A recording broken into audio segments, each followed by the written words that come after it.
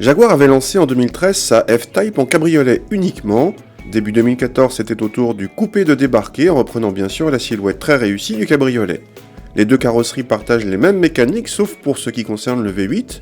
Il développe 495 chevaux sur le cabriolet et 550 sur le coupé, qui alors prend l'appellation de F-Type R. C'est le modèle que nous essayons ici.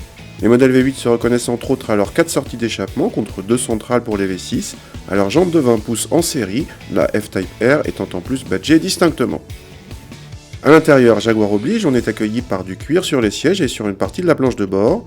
La présentation est soignée et on apprécie plusieurs détails comme ces commandes de réglage de sièges électriques ou les aérateurs qui s'escamotent. On aurait juste aimé un écran tactile un peu plus réactif. À côté du levier de vitesse, quelques touches sont disposées, dont l'une agit sur la sonorité du V8 à l'échappement. La F-Type est une stricte 2 places et non pas une 2+2.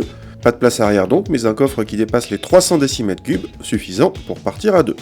Au premier démarrage, vous serez surpris par l'explosion sonore du V8. En appuyant sur la touche échappement, vous aurez en permanence la musique du V8 très présente dans l'habitacle, avec gargouillis à la décélération et tout.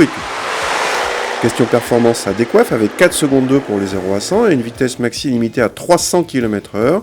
Le V8 suralimenté déborde de couple juste après le ralenti et titille la zone rouge très facilement. La boîte auto imposée est à la hauteur, même si elle n'est pas aussi rapide que la PDK d'une 911. La motricité est facilement prise en défaut sur le mouillé. Mais ça va évidemment beaucoup mieux sur le sec où la voiture montre un bon équilibre et de vraies aptitudes de sportive malgré un poids plutôt élevé. C'est d'ailleurs à cause de ce poids que cette F-Type R et ses 550 chevaux ne rivalisent pas avec une 911 Turbo S de 560 chevaux en termes de performance, mais plutôt avec une Carrera S ou 4S de 400 chevaux. La F-Type R et la Carrera S sont également voisines en tarif, c'est-à-dire juste au-dessus des 100 000 € chacune. C'est cher bien sûr, mais cette F-Type R est de la trempe de ces voitures passion, capable de faire sourire les plus blasés.